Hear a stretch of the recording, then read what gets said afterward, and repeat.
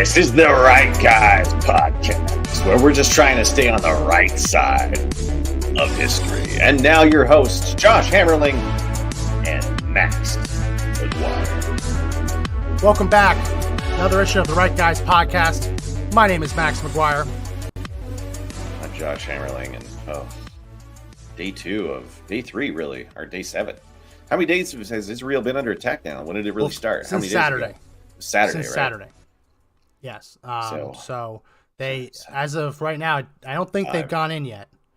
No. I don't think it'll make a lot of sense for them to go in at night because there's going to be very little light. That'd be very dangerous. But they're going to be going in any day now, and completely justified.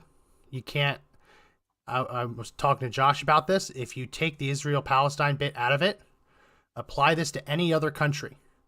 If a country had to endure decades of just rockets falling on their civilian centers, they would be 100% justified in eliminating the threat. And what happened on Saturday, gruesome. The body count's still going up. I saw it increase to 1,200. Yeah. 1,200 Israelis found dead. And the number of Palestinian terrorists that they're discovering in country is going up too. I think it's up to, they've killed 1,500 on Israeli soil as well. It's heartbreaking what's going on. They're absolutely justified in doing this. And just so we're absolutely clear, I said this before, but since it's going up, right? You take 1,200 deaths and you multiply that by, divide it by the population, 9.3 million. And then you take that and you multiply that by our population, 320 million. Proportionally, what happened in Israel would be the equivalent of a terrorist attack killing 41,000 Americans.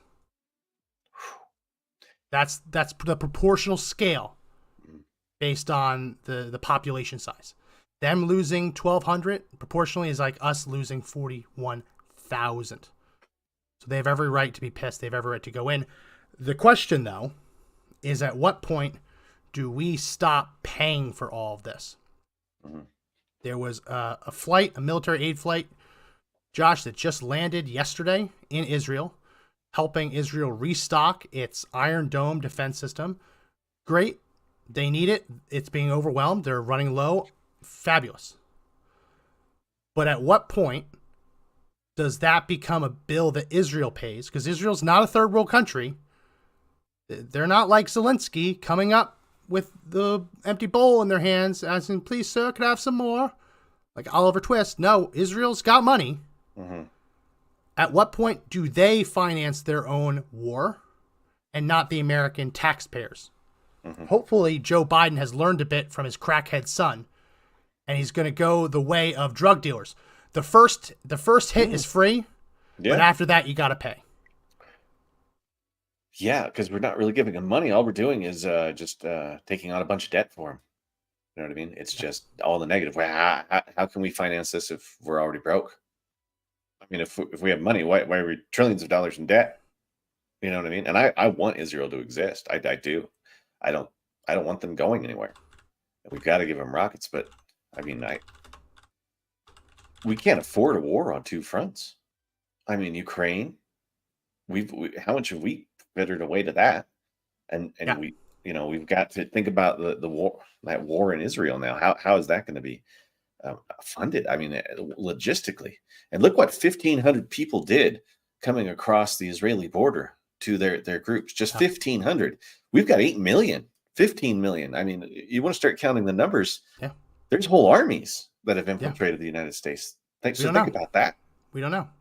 We saw that Hamas, Hezbollah, the Iranian mullahs, they are calling for global jihad now. Mm-hmm. So you got to always be worrying, is that a call for sleeper cells? We don't know.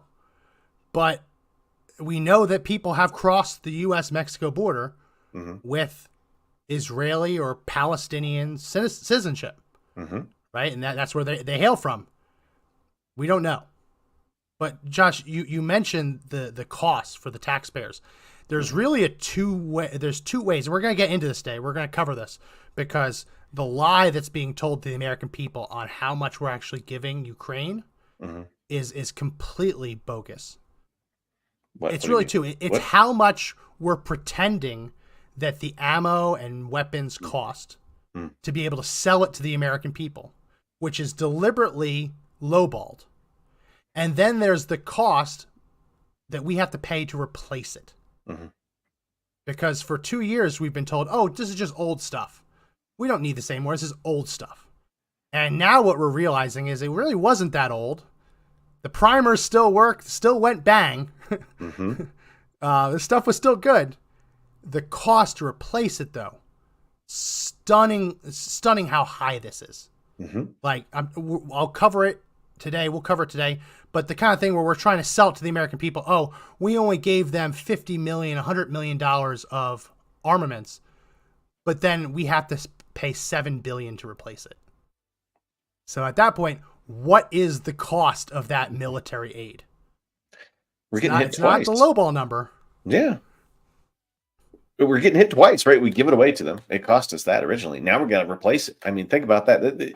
It's not like you're giving away and you're getting hit once on it, right? Like, this business model would not work in any business you'd be a part of, right? Yeah. You give things away twice and have to replace it. You'll go broke, or at least the way that you make your revenue is going to dry up. I mean, American people stop working because, God forbid, something, we face a jihad scenario here. What happens to our economy that pays for all of that, right? I mean, we would then turn into a war economy at that point. And it's not just arms. It's not just arms. It's not just ammo. I'm wearing some camo today in solidarity with the United States Marine Corps, which is facing a shocking shortage of camouflage. They cannot get the Marines what they call camis. And now the Marines have always kind of been the redheaded stepchild of the U.S. military. They've always been the branch that gets the hand-me-downs, right? They get the stuff when the Army's done with it or when the Navy's done with it. But when every single branch changes its camouflage pattern at the same time, and the Marines are the ones left holding the bag saying, hey, I got nothing. Well, let me just play this video. This is some of the Marine commanders released this video on Instagram talking about what they found out as they toured the Asian Pacific, and heard from Marines that they couldn't get camouflage. Primary challenge we see sorry. Wrong one. That's the... Oops. That's okay. They so both they couldn't look the get same. Camo? Like their clothes? Yeah, they can't get their clothes. Here we go. Sergeant Major Ruiz and I just came back from the Indo-Pacific. Several themes emerged from individual Marines and units as we talked to them. The first was camis. I can't get camis. That problem is going to stay with us until the fall of 2024, when the manufacturer can fill the backlog that has been created after COVID. Until that time, local commanders, battalions, and squadrons are authorized to use frog gear or desert camis to mitigate. What we cannot have is a situation where a Marine is wearing unserviceable camis, because that looks bad for the Corps, and we can't have a situation where that Marine is being given a hard time about those unserviceable camis. We're going to get this fixed, Marines, but it's going to take a little patience. So, just to reiterate what he just said, if you're a Marine and you need new camis, yes, which can happen for legitimate reasons, right? They wear out. They wear out. Holes get blown in them. They get all disgusting, right? It's legitimate. They won't be able to fill those orders and get the official camouflage to them until the fall of 2024. So a whole year. 12 months. And they're cracking down because what Marines were doing is they were going to Amazon or whatever online shipper was doing, and they were buying like what I'm wearing, which is something they just says approved, like frog kind of gear. And they were buying this and they were wearing it. Now the pattern was the same, but because it wasn't the official American Apparel version, because that's the manufacturer that makes it, they're getting penalized for it. So the official Marine Corps solution is to have a bunch of Marines in the Asian Pacific area who need jungle camouflage or woodland camouflage to instead start wearing desert camouflage. That's the solution. Can't have them buying their own camis from unapproved sources. Much better to have the people serving in the Asian Pacific and in the jungles, have them wear desert camo. Do we want them to have a big target painted on them?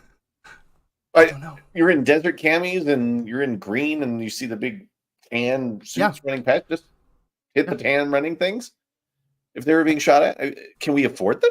Is that part the problem? Part of the reason for the new camouflage that is getting rolled out is that the desert camis didn't even really work in the desert.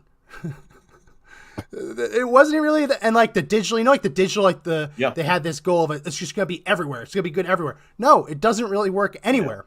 You just look like a pixelated blob running down the street. Doesn't really work. So that's their solution. So God forbid we actually have conflict in Asia.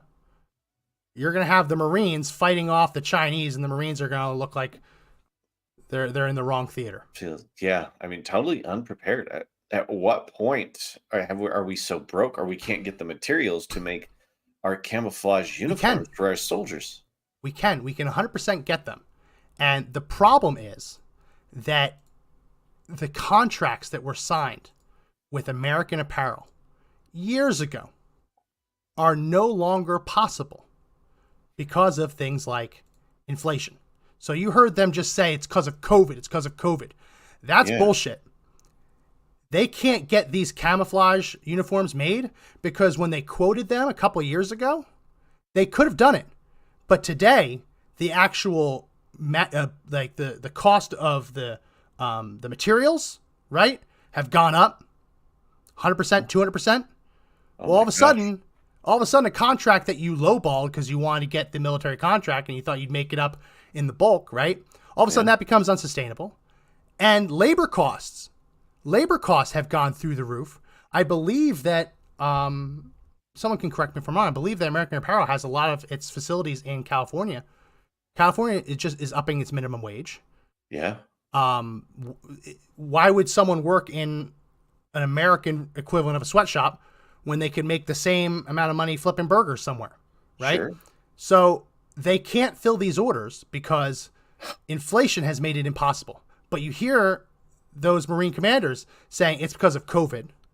And the other excuse that they're giving is that it's because these manufacturers are price gouging. That's straight out of the Biden administration. That's a price gouging.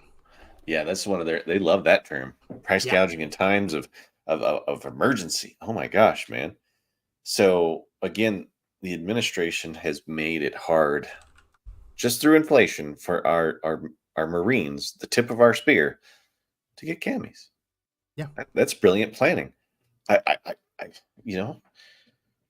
Plus those textiles, where are they coming from? I most likely China. I don't know. Well, they're supposed to be America. That's part of the contract. Has to be American made. Okay. So that's also part of the problem too. Like, it's COVID didn't cause a shortage of camouflage. Like, it's just a lie. Are they going to ride that pony? I mean, how long is it going to be available? And when it runs out, they'll blame Trump. Right. It's Trump's fault. Right, and he caused a decade's worth of problems going forward. Here's the NPR article. Slow manufacturing and price gouging threaten the U.S. military arms race. Price gouging. So it's slow manufacturing. So blaming the manufacturers. Right. Yeah. Which we'll get into this as we keep going. It's shocking just how few manufacturers we have in this country to build the essential components. Because when you're building military equipment, it all has to come in the United States. You can't risk it coming from China or Japan. Sure. Even simple things like ball bearings. We'll talk about that in a little bit. There's a shortage of ball bearings. And that's essential to everything. Yeah. Everything that the military makes requires it. But they're blaming it on price gouging rather than accepting that their own inflationary reality that they caused through excessive government spending, handing out free money, right? Yeah. And like just look at this. Like, one element of inflation is like, it's called like pull inflation. Okay. And so that's the idea that if all of a sudden people have a lot of money to spend, the people who are selling that stuff will raise the price. So we saw that in the pandemic when people started getting $1,200 checks or however much it was. All of a sudden, you started seeing retailers taking the $1,000 TVs and marking them up to $1,200 because they knew that was exactly the amount of money that people had to spend in their pocket. So why sell it for $1,000 when you can sell it for $1,200? So that's demand pull inflation. That's a reality. It exists in the arms industry too. If you know the United States military has to all of a sudden refill all of its storage, they just gave away all of its munitions, all of its weapons. You know, and you know they can only come to you for it. Well, yeah, are you gonna build it for what it cost 2 years ago, or are you gonna price it accordingly? We have to price it for now. You've got all kinds of financial pressures you've got to face in the now, right? You will not be in a business if you try to remain under that price. Imagine what it must be paying in just insurance alone. All those businesses have to pay for the insurance of those workers. Just the cost of materials has got to be through the roof, especially really like controlled materials. Yeah. You know what I mean? The cost of explosives, the cost of chemicals. I mean, a lot of those fabrics are made of a chemical cocktail, right? That's extruded out of this machine that creates a fiber. That is an artificial fiber, right? You've got to have all those chemicals in place. And the places fire retardants, like all that. Yeah. Absolutely. Right. And it's like if one or two of those places fails to make something, suddenly we have no supply of it. We have no manufacturing, Max. And how often have we said that really good economies are built by the middle class who have manufacturing jobs? It's the lifeblood of nations, right? The middle class build it all up. That is how you keep a strong nation running. And it's all been outsourced, you know? And are we shocked? Are we surprised? No. And it's been a concerted effort to do this. I mean, just look at this little guy. Josh, the bulk of this bullet, what's the bulk of the weight? The tip. It's got to be the grain of the lead. The lead. It's the lead. Yeah, it's heaviest material. We cannot refine lead in this country anymore. In 2013, the EPA forced the Doe Run lead processing facility to close, saying it's too harmful for the world's health. You have to close it. That was the last primary lead smelter. We still have like secondary and tertiary lead smelters. Basically, they'll get a pallet of like lead car batteries and they can extract the lead from those batteries and make little ingots, right? But we in this country can no longer dig lead out of the earth and turn it into usable lead ingots. We can't do it anymore. Sitting on a ton of it, which is crazy. Yeah. We have plenty of these materials at home and we're not allowed to go pick them up. Imagine all these.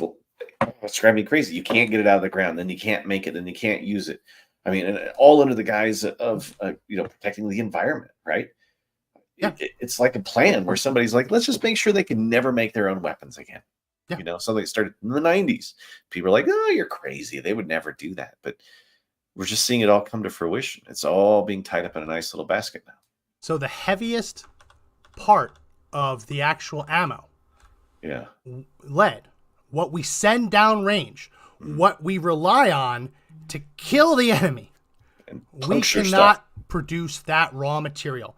We are limited to recycling, or we use imported lead. That's the craziness. Like, too bad for the earth to do it in Missouri, but it's fine if they do it in Mexico. Sure. So that makes me wonder, and this is where I start getting really conspiratorial. I look at World War II when you had scrap drives. Remember these where everyone turning your scrap to fight? Yep. Scrap, that was the strength. That was how you contributed to the war effort. People bringing their steel pans, their aluminum, their rubber in to get melted down and turned into something useful for the war effort. If we wanted to fight a war right now and we became unable to source lead internationally, we would have to have a lead drive in this country. That's crazy. That's crazy. Lead is used in so much. I know it's the cumulative effect of lead in the human body sucks, right? It does bother you, but it's a natural occurring element. It's extremely important in everything from batteries to munitions. Yeah. But just think about it. Like, we have to fight a war. Everyone, bring in your tackle boxes and give us your lead weights. Every lead weight you give us is one bullet we can put down range on the enemy. Everyone, bring in your old beater cars that don't run anymore and give us the lead weights on the wheels to balance the wheels. That's not how a superpower fights operates. a war. No, it's how, but that's liberal mentality. That is what has been done. Those policies and those beliefs are what has made us unsafer down the road. Because if we can't use raw materials that supply our lifeblood, we will cease to exist as a nation. Yeah. And am I wrong here? I mean, I'm thinking to myself, you have to have the raw materials in order to do anything. I mean, we can't even harden our electrical system because we order all the transformers from China. Because we won't process the copper. We won't process a lot of the dangerous and polluting things in there. Well, unfortunately, you have to get those materials to make civilization happen. And I think we do it in a pretty safe way. I think of all people, the U.S. has been pretty good about extracting those materials without making things a real problem.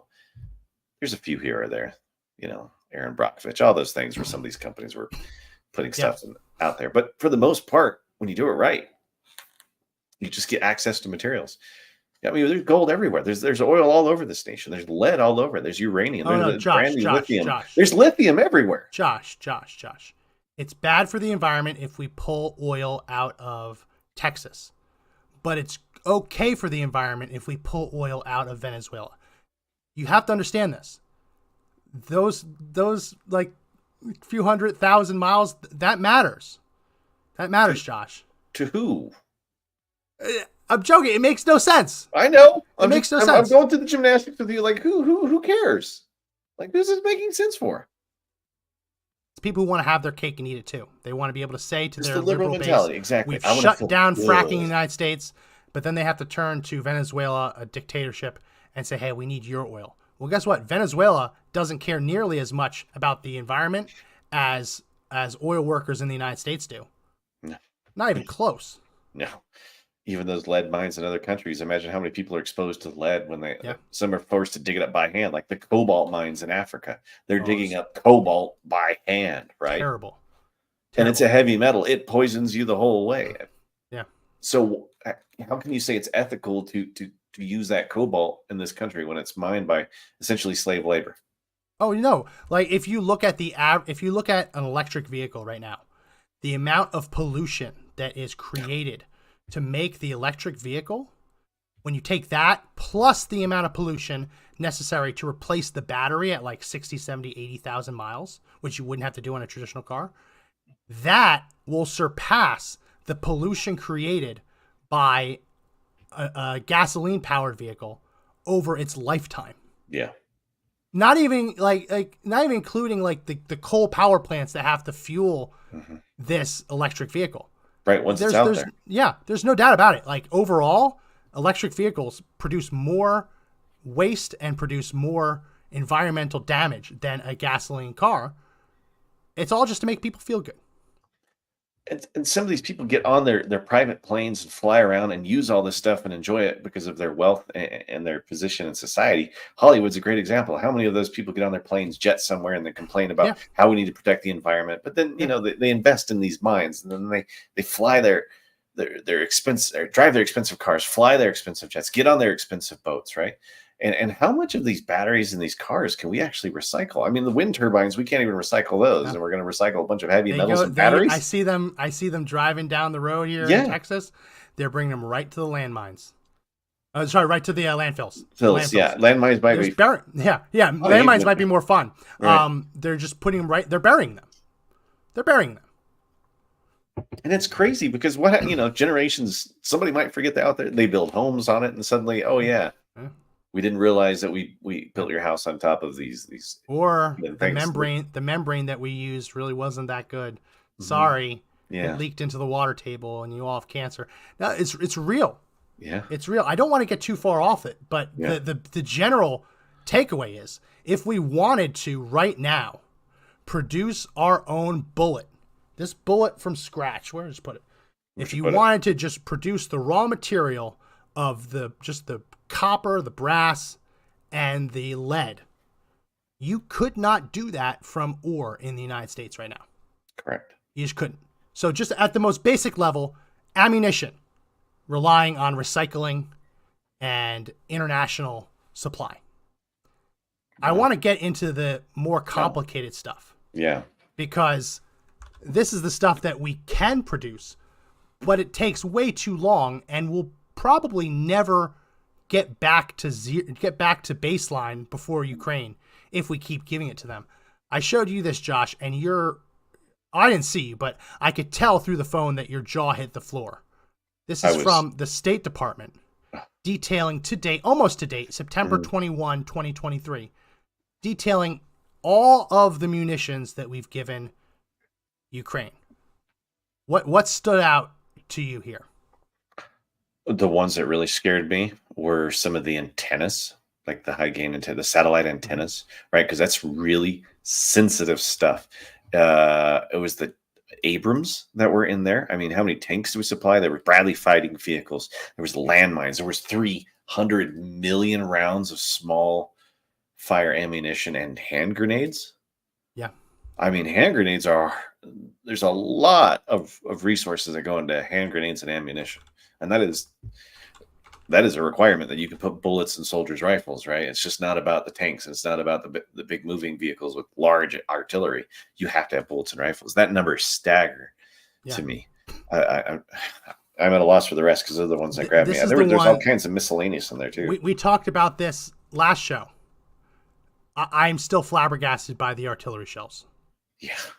198 howitzers, 155 millimeter howitzers, 2 million artillery rounds. 7,000 precision guided 155 millimeter artillery rounds. Do you know what those are, Josh?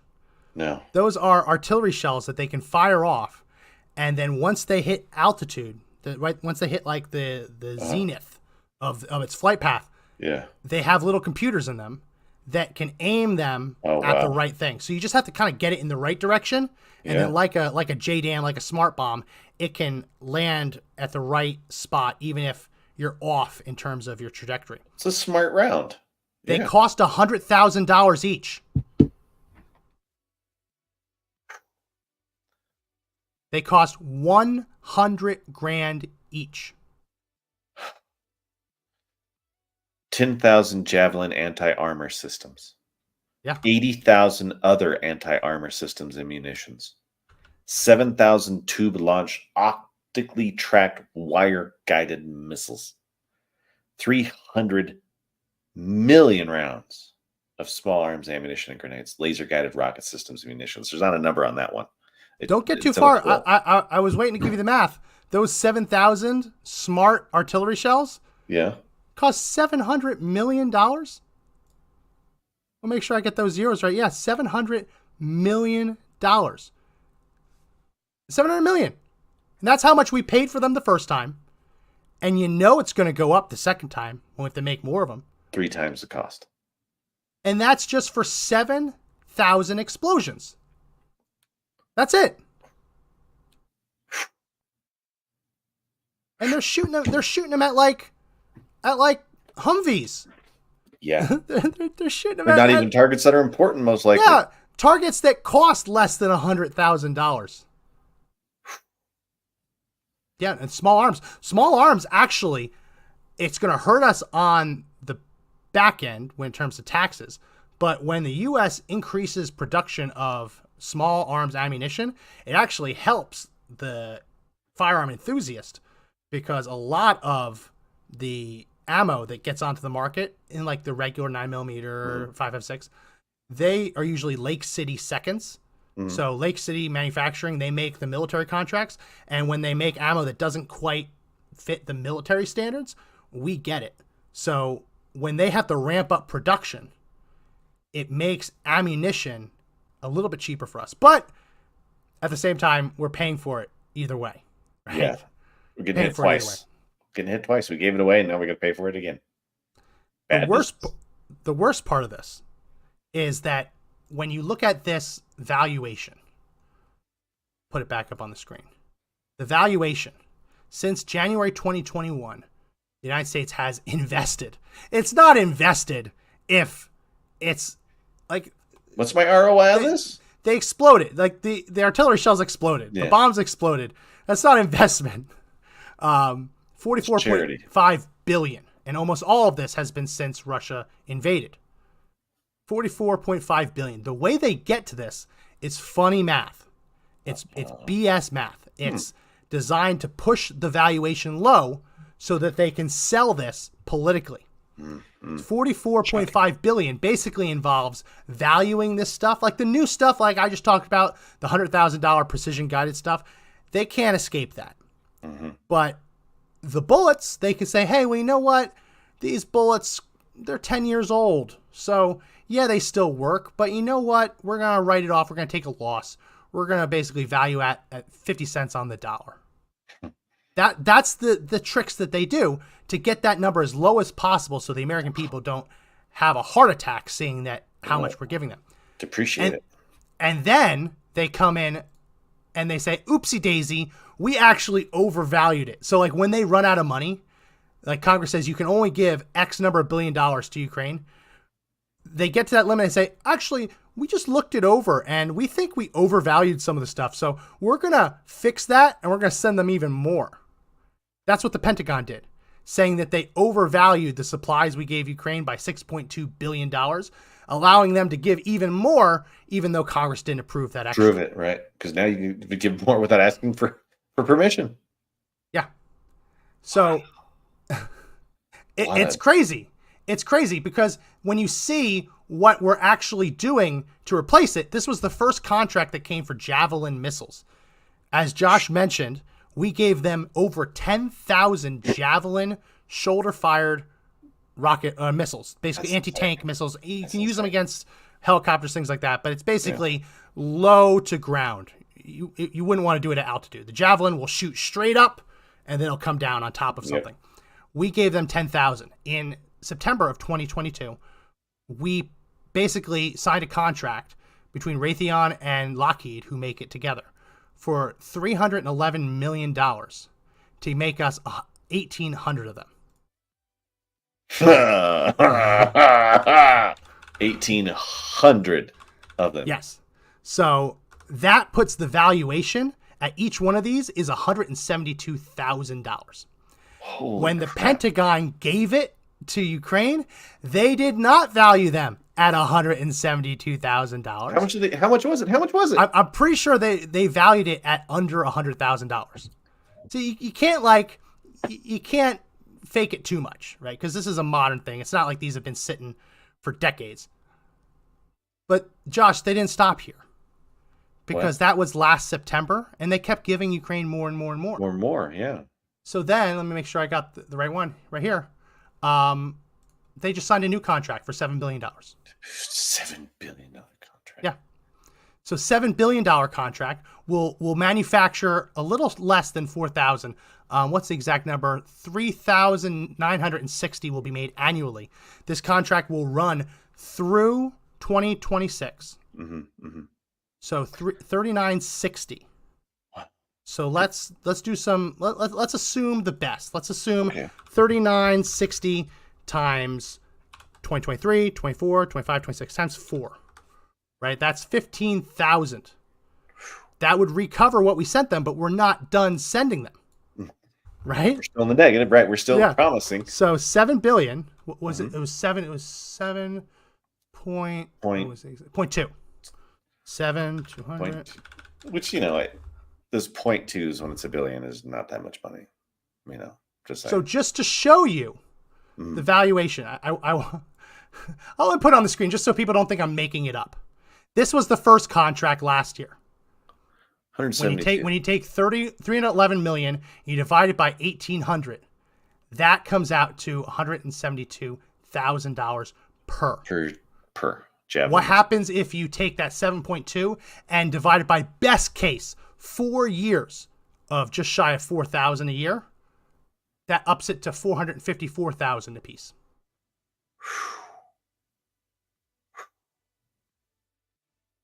What am I missing here? Well, what I'm missing is that when Americans needed aid, the best they could do was a couple $100.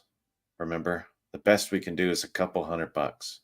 But we have no problem shelling out this kind of aid to a proxy war. And the cost is staggering.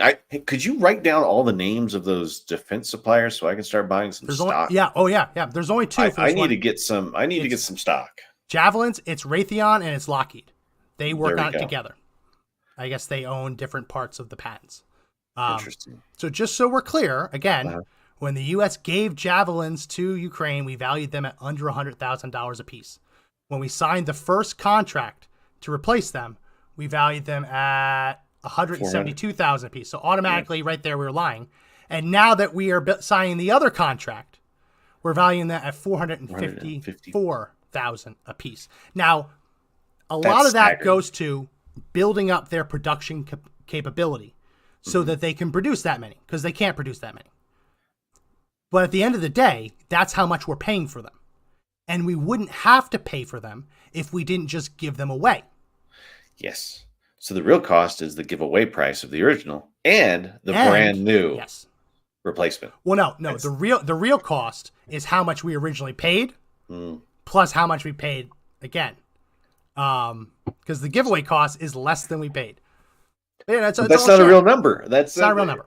It's not a real number. Like all these fudging, and we wonder why some defense budgets would come with these really weird line items back in the day, right? I mean, how they've been doing this for a long time, and now that they can use it inside of a war, I mean, it's like being able to unlimited money spend even after you've been told you only have X amount of dollars to spend. Oh, we'll find ways to make sure you get more. Don't worry about that. If I had counted that way, do you think my bank would be happy with that? Or that's what they're accusing Trump of doing, of telling the county tax official that his property is worth one thing, and then telling the bank it's worth another thing. We all do that. Everyone who owns a home fights the county, fight to get that tax bill as low as possible. Doesn't mean it's fraudulent. Like right now, I could sell my home for more than the county says it's worth because I put in the legwork and I argued why it's worth less. It's not fraudulent. Like a lot of Trump stuff was because it's a historic property. So he negotiated, hey, you either give me the tax break or I'm going to tear it all down and make condos. Do you want this historic property or do you want the condos? So they gave him tax breaks on that. But it's the same deal here. And even this is how you know it's even funnier. It's funny money, but it's actually hilarious money. Because the Pentagon isn't hiding this. They admitted that the valuation they placed on this weaponry armaments was less than it would cost to replace it. They admitted that. So then when they went to Congress, they said, hey, you know what? We just gave it all away. This is how much we say it's worth, but it's actually going to cost X number of billions of dollars to replace it. Well, now they're going back before Congress and they're saying, oopsie daisy, that number we told you isn't high enough. We need more. The money you gave us to replace it isn't enough. Never is. They gave them $26 billion to replace it, and only $1.6 billion remains. And this was this past week. And they're nowhere close to accomplishing what they said they would accomplish. Now, part of that is the price of everything has gone up. But also, we're still sending Ukraine our stuff. It's in the constant negative. We're losing it as we have it, and we can't replace it at a rate that would. If we go into wartime, we can't replace it in time, and the cost is staggering. Like this could bankrupt the nation for. I mean, how do you come back from this, Max? This is like a financial warfare that's being brought upon ourselves. Yeah. And then not only that, the environmentalist crusade that's out there to make sure we can't get the materials to fight this is it's mind blowing. It's like a perfect storm of a crap storm. You know, and who wins? The military industrial complex. Think about all that money they're making. They're making a ton of cash off this, and they can go wherever they want in the world. They'll just find a new place to live and join the newest, most powerful government, and it doesn't matter to them. China wins too. They do. Like, if there's ever a time for them to invade Taiwan, I don't want to give them any ideas, but if there was ever a time to catch the military on its heels, flat-footed, it would be when the Marines are running around in desert camo because we don't want to pay the real cost to make new uniforms, and where we can't even replace the ball bearings that it takes to make ship-to-air missiles. Yeah. I don't think Taiwan's a real target, though. They I want think it. that's a ruse. I don't know. They want it, but it would make more sense to make you think that they're going after Taiwan and they would actually be going after like Alaska, West Coast. That's all I'm going to say. Yeah. This is a New York They Times wouldn't let- article. Yeah. I put this through the Wayback Machine because they wanted a paywall. Headline, from rockets to ball bearings, Pentagon struggles to feed the war machine. And there's an anecdote here that I want to read because they talk about the artillery shells, they talk about the all that stuff, but I want to get to right here. Okay, let me make it big so everyone can read it. So SM-6 missiles, those are the backbone of naval surface-to-air missiles. So if a plane's coming to attack a ship, if a missile's coming to attack a ship, those SM-6 missiles are what we go to. There's no reason to have a shortage of SM-6 missiles. We haven't sent a single one to Ukraine. Ukraine doesn't have any ships that can fire them. But there is a shortage nonetheless. And there's a couple reasons for that, and I'll read it right here. The shortcomings in the nation's defense industrial base are vividly illustrated by the shortage of solid rocket motors needed to power a broad range of precision missile systems, like the ship-launched SM-6 missiles made by Raytheon. It was the shortage of SM-6 missiles in particular that had Admiral Caudle fuming. They are used to defend ships against enemy aircraft, unmanned aerial vehicles, and cruise missiles. There are only 2 contractors today that build large numbers of rocket motors for missile systems used by the Air Force, the Navy, the Army, and the Marines, down from 6 in 1995. A recent fire disrupted the assembly line at one of the 2 remaining suppliers, Aerojet Rocketdyne, causing further delays in delivering the SM-6 and other precision missile systems, even as Pentagon orders for thousands of new missiles pile up. Wow. Rocket motors, a bane of my existence, continue to be a problem, Gregory Hayes, Raytheon's chief executive, told Wall Street. He said the shortage would affect the company's ability to deliver new missiles on time, and it was unlikely to be solved until probably the middle of 24. Aerojet is building the motors for older systems, such as Javelin anti-armor missiles and Stinger anti-aircraft missiles, which over 10,000 have already been sent to Ukraine. So, takeaway is, we haven't sent them a single SM-6 ship-to-air missile. But because we sent them so many Javelins and Stingers, there's only 2 companies in the country that make the solid rocket motors for all of those precision-guided rockets and missiles. Because they are now forced to scramble to build new Javelins and new Stingers, they cannot meet production of the SM-6 surface-to-air ship missiles, leaving our ships vulnerable. Who does that benefit? China. And all it took is one little fire at one of those facilities to knock it down to just one manufacturer manufacturing. I mean, you don't think there's intelligence organizations that our enemies have that don't try to look into that and think to ourselves, oh, what would a little fire here do? Right? Yeah. Take down a whole facility. I mean, we have no redundancy. We don't have no manufacturing. We have no war production machine, and it needs to change. It needs to happen. We need to admit that it just needs to happen. I was going to play the video of this, but we really don't have to. This is from CSIS, the Center for Strategic and International Studies. They have been doing war games, basically war gaming out what a conflict with China in the South Pacific would look like. And they've been doing it based on the reality of just how few munitions the United States has at its disposal right now. And what CSIS did is they ran a bunch of these war games, and every single time the United States was able to fend off the Chinese, but we ran out of ammo for these missile systems, for artillery systems, in a week. And because we ran out of ammo in a week, more Americans died. Mm-hmm. So those SM-6 missiles I was just talking about, mm-hmm. when you run out of those SM-6 missiles, it leads to more American jets being shot down, more American soldiers being killed because they can't take out all of the threats. So yeah, in their war games, we beat China, but it came at a very steep tens of thousands of American lives. Yeah. In large part because we ran out of ammo. not like bullets for handguns. We ran out of the actual armaments for these really intense, complex weapon systems. Might as well, sell off some of the strategic oil reserve while we're at the same time to make sure that there's not enough All gone. diesel. All I mean, gone. that Trump kind of replaced some of that, and then boom, we released a ton of it. So, talk about a perfect storm of just trying to drop our pants and take it. We have none of these missiles to protect ourselves. We have none of the fuel to fuel the war machine. We just can't throw 1 billion lives at it, right? I mean, we're outnumbered almost 10-1 if there's a ground war. And all we've ever said is that we've got a nuclear deterrent. We need to build a strong military. We need to go back to, some of those Reagan-esque moments where we're just building up our military. We need the bullets. We need the munitions. But everybody's asleep at the wheel, Max, and nobody wants to do anything about it. We can't even kick in most of the things because we're not in an active war. Yeah.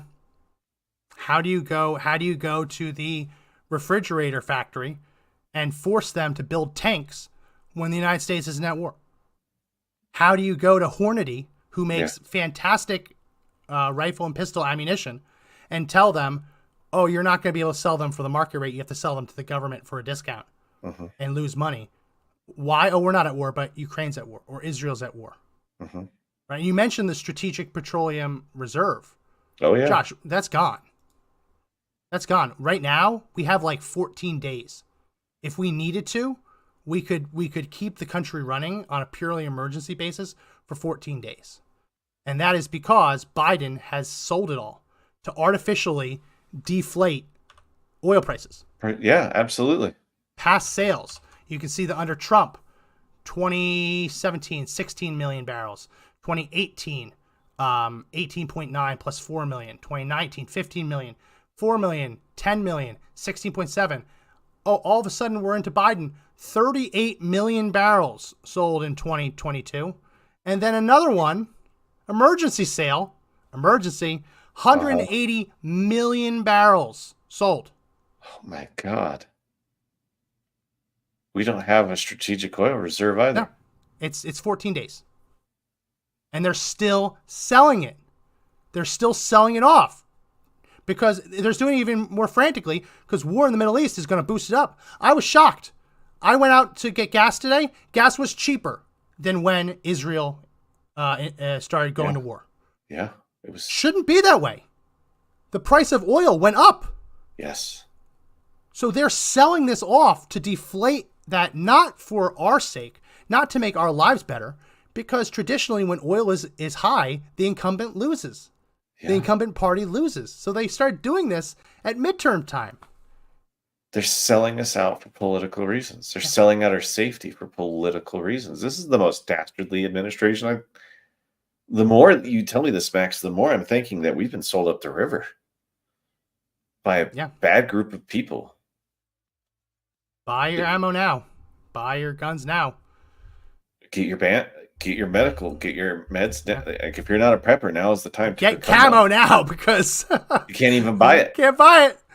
Right, just wood to burn. I mean, yeah. This is crazy though. Like, this is the United States of America, and we can't produce cruise missiles right now because there's a shortage of ball bearings. There's a shortage of the steel housings that they need to put the computers in. This is insane. We need. It's not even like highly technical parts that are missing. It's rocket motors. Rocket motors. Like, I'm not saying it's all that much more complicated, but I can walk to Walmart right now. I can get rocket motors. Yeah. Obviously, these are much more serious, solid state rocket motors, but they're buildable, and there's a market. They're so easy to build. There's a civilian market for them. They're so easy to use. There's a civilian market for model rockets, right? Yeah. Estes rockets. So we're not talking about like microchips that can only be made in Taiwan. No. And we can't do it because we're out of ball bearings. We're out of screws. We're out of bolts. And they're running around saying it's COVID, COVID, COVID. No, it's not COVID. It's inflation. Nobody's talking about it. Yeah. They're not even doing anything about it. They're not even doing anything about it. They're not even concerned. They're so concerned with these existential threats. They don't even realize that they're waking us here. And the only thing that's going to be an advantage is that we've been able to arm ourselves for so long. So at what point does it come to the average American to have to protect the country? Because that is the only thing that will save us. Maybe getting right with God. I'm going to say that. I'm going to throw that one out there too. But Max, I don't know. This is Have insane. you ever seen the movie War Dogs? Parts of it, yeah. It was a pretty good flick. I like this movie. It's Jonah Hill, Miles Teller. Yeah. They are Yeah, right. they have no business doing this, but they get into Gun running. selling the United States weapons. So they get certified to basically fulfill U.S. government contracts based on a real story. And they see an order come across for like billions of AK-47 rounds. And they just bid low, and they get the contract. And then they have to figure out, how are we going to get all these AK-47 rounds? They buy a bunch of Chinese ammunition, realize that it's not legal to sell Chinese ammunition to the United States, try and launder it in different boxes and different bags to sell it off, and get caught and go to jail. The moral of the story is, though, when we went to war in Afghanistan and Iraq, these guys could fulfill the military's need, right? Wow. Yeah. That's not the problem now. We don't need a bunch of idiots, a couple idiots to save the day. No, we need U.S. manufacturing. Mm-hmm. And U.S. manufacturing is the same reason the Marines don't have their camis. It's not COVID. It's not supply chain problems. It's because companies cannot manufacture them at the price that the government demands. Mm-hmm. See, this is the flip side of the coin. They're more than willing to undervalue things when we're giving it away, but buying them, no, they need a deal, right? Mm-hmm. They're not willing to pay for what they're actually worth. So American Apparel can't manufacture it because they can't pay anyone. Mm-hmm. Can't pay the overtime to meet the contract. And We have a shortage of ball bearings, Josh. Right. And when your minimum wages start getting so high, there's no margin on anything. Yeah. There's no margin. Right? And do you really they'll go want bankrupt? Do you really want military hardware being made by people working minimum wage? No, not at all. I do want it made by Americans, hardworking Yeah. Americans, but I want to level people that are making, sophisticated stuff. I mean, imagine the level of education that raises for everyone when you have to have manufacturing. Everybody has to learn math. You have to learn organization. I mean, there's so many societal advantages to manufacturing that it just blows my mind. And why did we get rid of it? Because they want to dumb us down. Yeah. It's the lifeblood of everything, Max. People who work in manufacturing want too much freedom because they know that they are the lifeblood of everything. And that's the craziest part. Why get rid of it? All it does is artificially weaken. They've spent the last 30 years outsourcing everything to the point where we're hollow on the inside. You know what I mean? Yeah.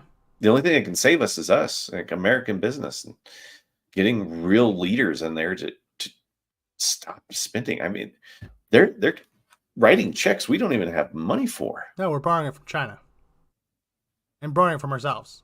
Yeah. So why is this government allowed to continue to operate in the way it is? Can we just start all over? I mean, we should. Yeah, the tree of liberty needs to be watered every now and then, that kind of thing. Yeah, I mean, they're writing these checks. They're not just writing checks that they can't cash. They know they can't cash it. But they also know that they'll never have to, cash it. The average age in Congress, what is it, 70s, 60s, 70s? It's up there, right? So the vast majority of the people authorizing this spending will not be alive when the bill comes due. Mm-hmm. That's just a fact. Mm-hmm. I'm not hoping that they die or anything, but it's just a fact. They won't be here anymore. We all have expiration dates. They won't be around for when the stuff comes due. The sad thing is the younger members of Congress are just as giddy about the spending too. I don't even stop. Nobody even considers cutting the budget, Max. No one even considers it. Yeah. Well, what happens if we have no money for anything and we have no budget? What will happen? There's a bill on Chuck Schumer's desk right now that would completely fund the military, the Pentagon, and give soldiers a raise. He is not putting it to a vote because when it comes time to fund everything else, he would rather shut down the government in order to make sure that Democrat priorities get financed. So he has a bill right now that gets rid of all of the uncertainty. Military will never go without a paycheck. He has bills that would fund 70% of the government. It's just the 30% that they're arguing over. But they would rather hold off on that, deliberately not pay for the military stuff, so that he can use that one of two ways. Use it for leverage to get what he wants, right? But also put pressure on the Republicans who can't fathom the military going without a paycheck. Listen, no one should go without a paycheck, right? But the road to hell is paved with those good intentions. We have spent trillions of dollars on bullshit, and the people voted for it. Congressmen, senators voted for it because why? Well, we had to pay our military. So that's where we're at right now. That's coming down the pike. They're deliberately not voting on that so that they can try and get all the other bullshit that they want. That's coming. And all the numbers that we just gave you on how much this stuff costs in the next 30 days will become obsolete because they'll write new contracts and they'll spend even more once the next check comes in. Absolutely, because those contracts are only good for 30 days, meaning that if you don't sign it, you have to move on to the next one. Yeah. What you said is that you boiled down the representation of Americans down to leverage. Mm-hmm. That's all we are, is leverage for political gain. That is what Chuck Schumer's doing. That's what a lot of politicians have been doing. You're just leverage. You're just a tool to be used. There's no service to the American people. There's no service to the Constitution. There's no service to there's service to their party, right? Because they're trying to leverage power for that party. But that's all you are to them is just leverage. You're just a resource to be spent. Can I play the Matt Gaetz fundraising speech again that we played? Yeah. Because it really comes back around this time. Because when you think about this, they say that they're doing this so that the military gets a paycheck. But what they're really doing is they're giving more money to the military-industrial complex, the arms manufacturers, that the lobbyists are taking them out to dinner.